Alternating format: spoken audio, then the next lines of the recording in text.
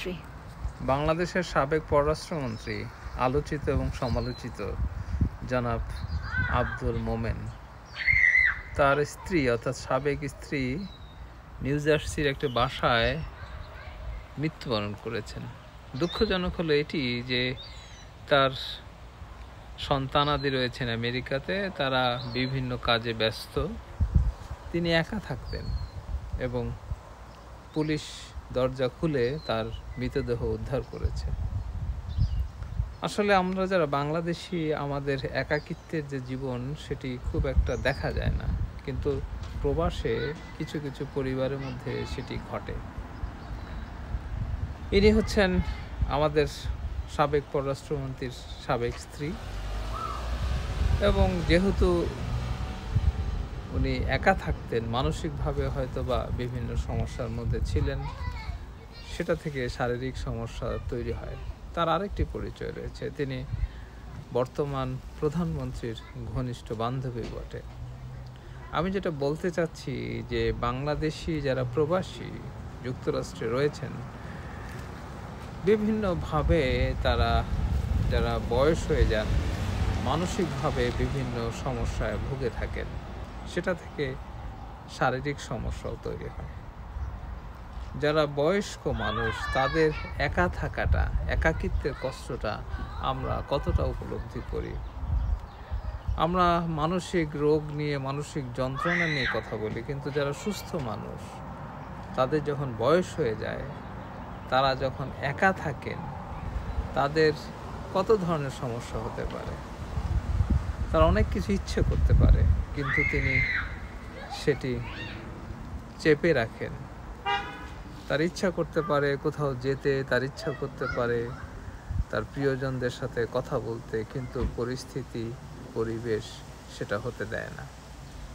এবং যুক্তরাষ্ট্রের মতন জায়গায় যেহেতু গাড়ি নির্ভর, অর্থাৎ কোথাও যেতে গেলে আপনাকে গাড়িতে নিজে চালিয়ে যেতে হবে, সেহেতু বয়স্ক মানুষ যারা, তারা অনেকটা অ্যাভয়েড করেন। কারণ হচ্ছে আরেকজন মানুষের উপর নির্ভরশীল হতে হয়।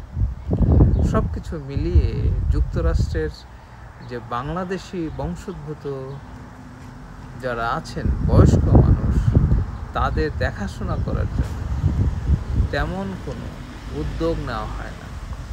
অন্য অন্য যারা রয়েছেন আমেরিকানরা, তারা কিন্তু বয়স্কদের যে সমস্ত সুযোগ সুবিধা রয়েছে সেগুলো গ্রহণ করেন, কিন্তু বাংলাদেশিরা সেটা করতে চান না। বিভিন্ন ওল্ড হোম রয়েছে এবং বয়স্কদের বিভিন্ন ক্লাব রয়েছে, বাংলাদেশিরা সেখানে যান না। কারণ হচ্ছে বাংলাদেশিদের একটা ধারণা তার পরিবারের সদস্যরা তাকে সময় দেবে। এই অবস্থা থেকে আমাদের বের হতে হবে। কারণ হচ্ছে আমাদের সবাইকে একদিন বয়স্ক হতে হবে। আমরা যদি আমাদের কাছের জন, আমাদের সন্তান, আমাদের আত্মীয় স্বজন, আমাদের ভাস্তি ভাগ্নি, তাদের উপরে নির্ভর করতে থাকি, তবে আমরা সত্যিই পরনির্ভর হয়ে যাব। বয়স্কদের নিজস্ব একটা জগৎ তৈরি করে নেওয়া উচিত। কারণ হচ্ছে তারা যাতে কারো বার্ডেন না হয়।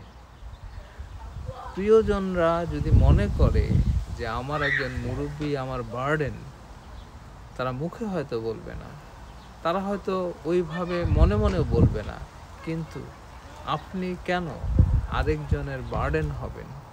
মৃত্যুর আগের দিন পর্যন্ত আপনার পাশে কেন মানুষ থাকবে না?